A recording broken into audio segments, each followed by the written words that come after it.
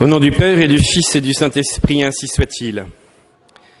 Chers frères, cette géante de la sainteté, elle qui est ici petite, en taille, cette géante de la sainteté, pour notre XXe siècle, Mère Teresa, aujourd'hui déclarée par le pape François sainte, est vraiment la sainte de la miséricorde par excellence, c'est tellement une réponse pour notre monde. Je crois que Mère Teresa, au-delà de tous les reportages que nous avons pu voir, de toutes les images de cette femme extraordinaire, on ne peut pas la limiter à une action humaniste. Il faut comprendre quel est le secret de Mère Teresa, quelle est la force de cette femme absolument incroyable, cette vie mystique. Et nous en avons découvert l'ampleur, évidemment, après sa mort, surtout au moment aussi de sa béatification, où on a pu découvrir ses écrits et ses lettres, ce petit morceau de femme qui a été capable de bouger le monde entier et capable de révéler au monde et aux plus puissants l'essentiel. Mère Teresa s'est tout donné à Jésus, ne rien lui refuser, toute sa vie, toute sa mission, toute son histoire, la création des missionnaires de la charité, c'est une vie continuelle pour Jésus uniquement. La vie de Mère Teresa, c'est une nuit spirituelle. Elle-même dira, si un jour je vais au ciel et je suis déclarée sainte, je serai la sainte des ténèbres. Ce qui n'a pas été compris du tout par les journalistes et par personne. La sainte des ténèbres parce qu'elle a vécu dans les ténèbres. Elle est allée chercher les hommes dans les ténèbres. Et puis, c'est le désir du salut des âmes, un désir continuel de sauver les âmes. Là aussi, on n'a pas vraiment saisi l'ampleur de sa mission pour conduire les âmes à la gloire du ciel.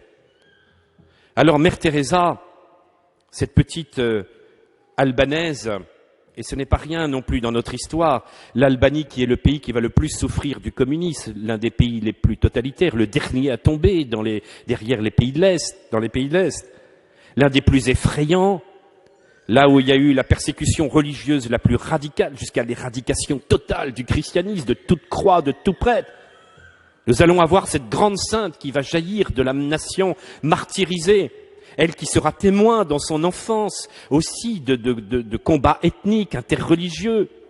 Elle va témoigner de son amour pour tous les hommes, quelle que soit leur histoire, leur race et leur religion. C'est l'amour du Christ pour tous les hommes et les conduire à cette paix du Seigneur. Cette jeune fille, dont on ne mesure pas évidemment toute la vie mystique intérieure, va déclarer, elle va perdre son père assez tôt et va déclarer à sa mère dès l'âge de 18 ans qu'elle veut rentrer chez les sœurs de Notre-Dame de Lorette. Elle partira faire sa formation en Irlande et elle reviendra rapidement en Inde pour enseigner les jeunes filles de la haute société indienne. Et c'est au cours de cet enseignement qu'elle va se révéler d'une charité, d'un sens de l'organisation, d'une vie mystique absolument incroyable. Au cours d'affrontements, elle n'hésitera pas à recevoir des musulmans, des hindous, au risque d'être pris à partie ensuite par l'un des groupes religieux fondamentalistes qui voudraient en profiter pour les faire partir. Elle montre un courage absolument incroyable quand il s'agit de sauver les plus pauvres. Mais elle ressent en elle, elle a déjà des locutions intérieures. Et elle ressent en elle un besoin de plus en plus fort de se donner entièrement au Christ. Le 10 septembre 1946, Jésus se fait entendre.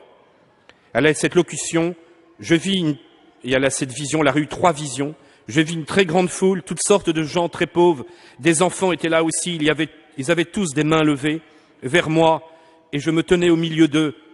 Ils s'écriaient, viens, viens, sauve-nous, amène-nous à Jésus. Et de nouveau, cette grande foule. Et je voyais beaucoup de chagrin, de souffrance sur les visages.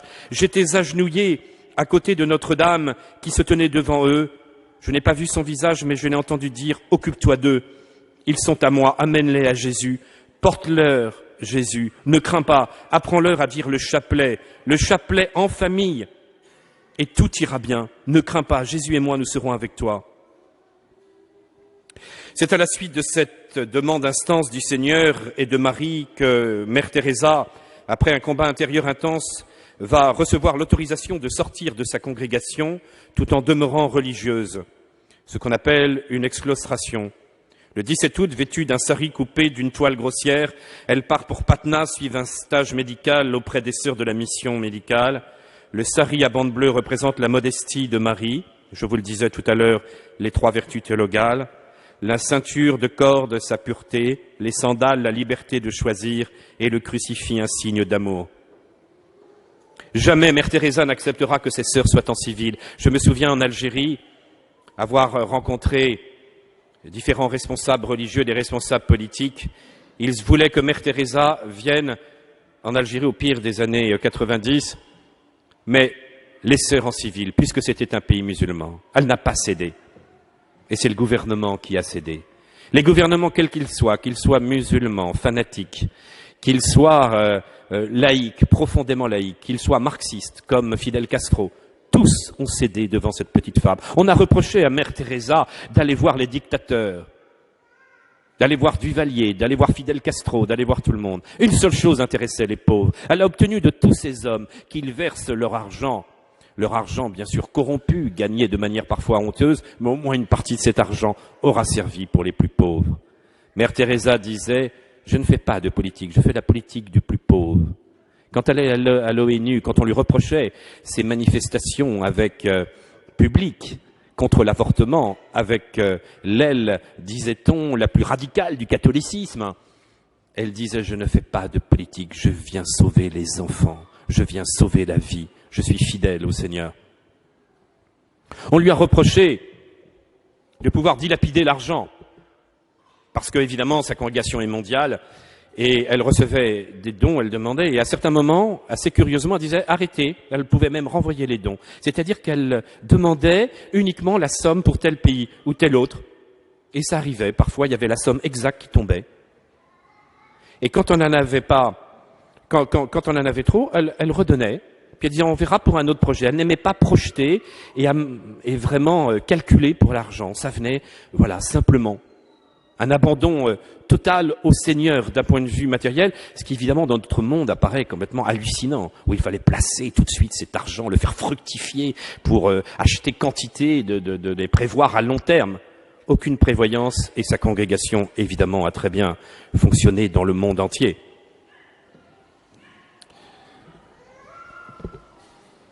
Mère Teresa va donc demander à l'archevêque de Calcutta, à travers la création de cette communauté, elle va expliquer un peu ce qu'elle a vécu. C'est une très belle lettre qui date de janvier 47, où elle dit un peu ce qu'elle ressent pour la création de cette communauté. Un jour, à la Sainte Communion, dit-elle à l'évêque, j'ai entendu la voix de Jésus me dire « Je veux des religieuses indiennes, victimes de mon amour, qui seraient Marthe et Marie, qui seraient si unies à moi qu'elles rayonneraient de mon amour sur les âmes. Je veux des religieuses libres, revêtues de la pauvreté de la croix. Je veux des religieuses obéissantes, revêtues de mon obéissance à la croix. Je veux des religieuses pleines d'amour, revêtues de la charité de la croix. » Un autre jour, tu es devenue mon épouse pour mon amour. Tu es venue en Inde pour moi. La soif que tu avais pour les âmes t'a amené jusque-là. Alors as-tu peur de faire un pas de plus pour ton époux, pour moi et pour les âmes?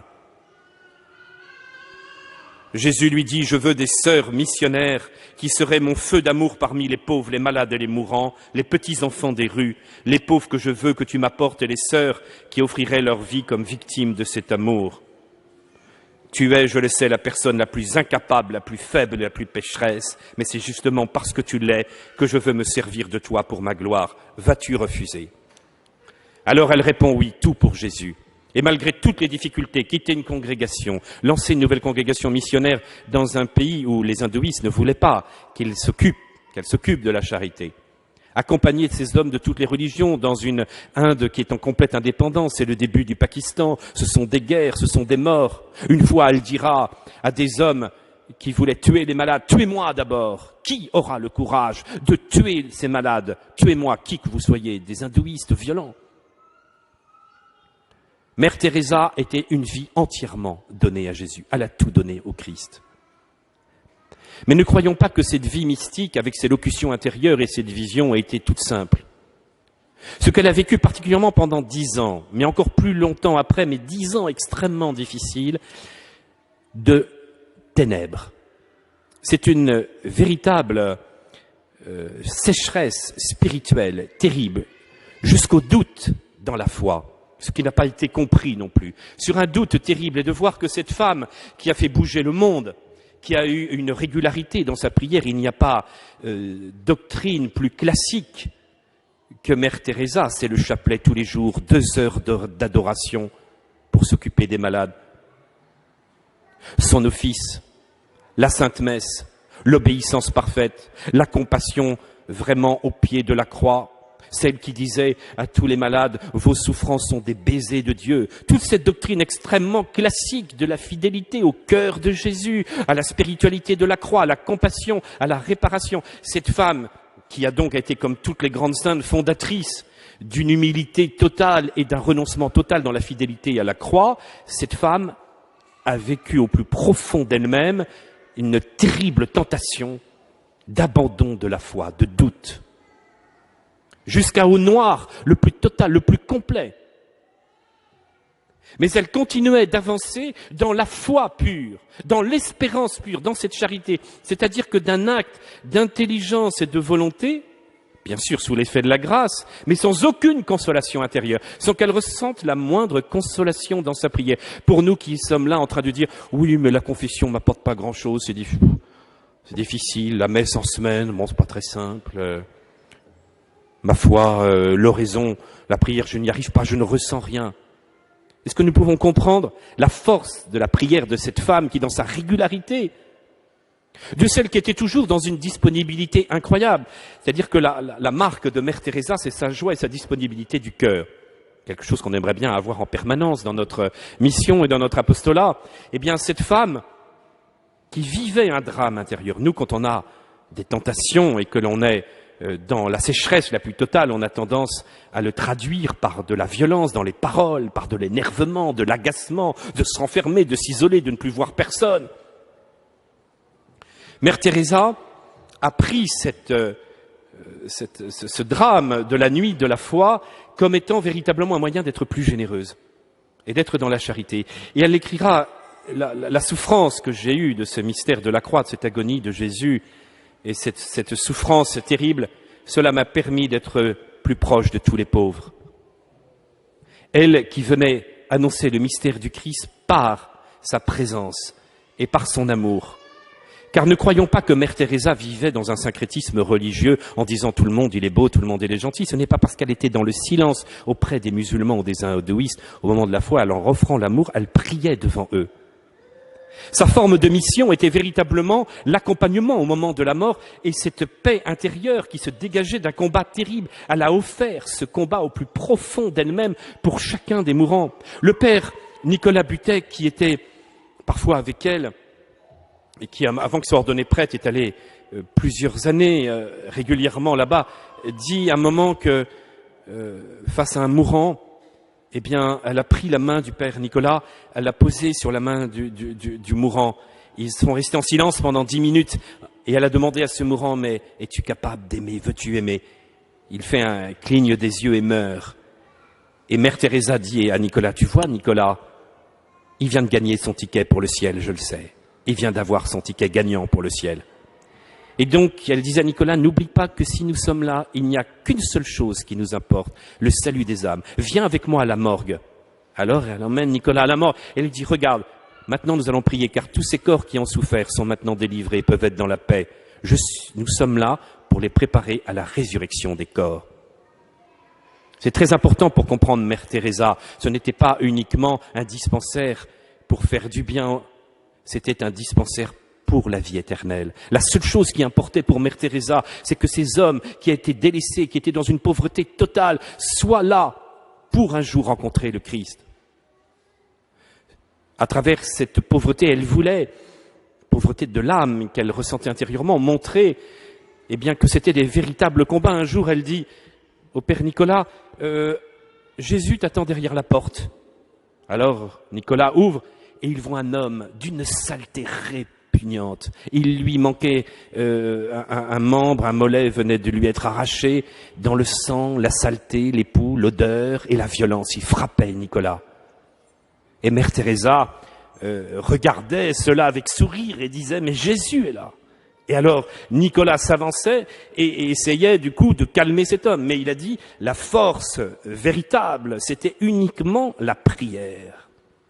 Prière de Mère Teresa qui permettait de vivre cette paix intérieure. Voilà ce qu'a été la force de cette sainte. Ça a été, vous voyez, une confiance absolue dans le mystère de la croix et à travers sa sécheresse personnelle, à travers justement ce manque de consolation, à travers sa désolation intérieure, comprendre eh bien que les combats se vivent d'abord intérieurement et que c'est dans un combat intérieur et dans une paix intérieure que peut se réaliser eh bien une conversion, que peut arriver justement cette paix de Dieu.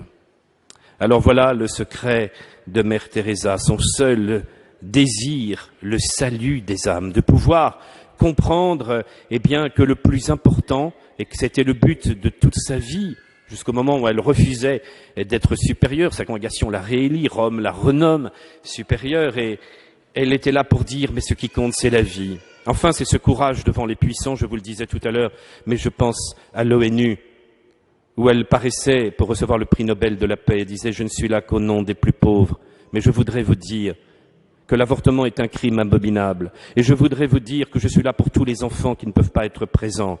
Face à tous les puissants de ce monde qui organisaient, planifiaient l'avortement, elle était là pour redire avec force que tout enfant a besoin eh bien, d'être aidé, aimé, que toutes ces femmes ont besoin d'être aidées parce que tout enfant a le droit absolu de naître. Et que c'est évidemment les pays les plus riches qui imposent leur planification, qui imposent leur idéologie. Mais elle disait, j'ai toujours vu les femmes les plus pauvres accepter leur enfant. Il suffit qu'il y ait un peu d'amour pour les entourer. Alors, nos pays riches sont responsables de ce drame. Elle le disait avec un courage absolument incroyable. Et donc voilà ce que notre monde aussi doit comprendre, c'est que notre attachement à la vie, évidemment, est absolument prioritaire pour toute action humaniste.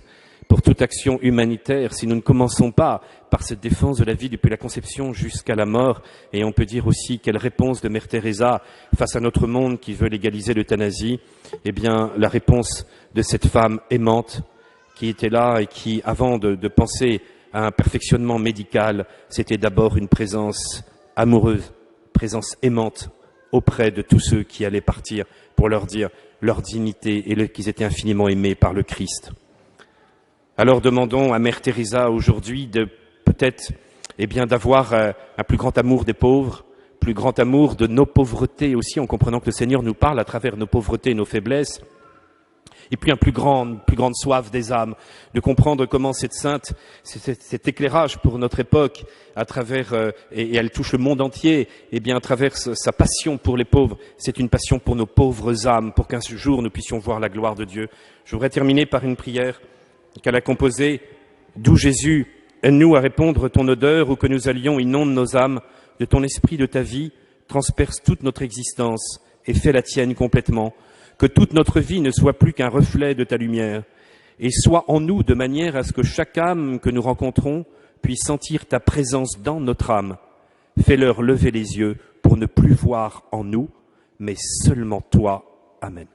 Au nom du Père et du Fils et du Saint-Esprit, ainsi soit.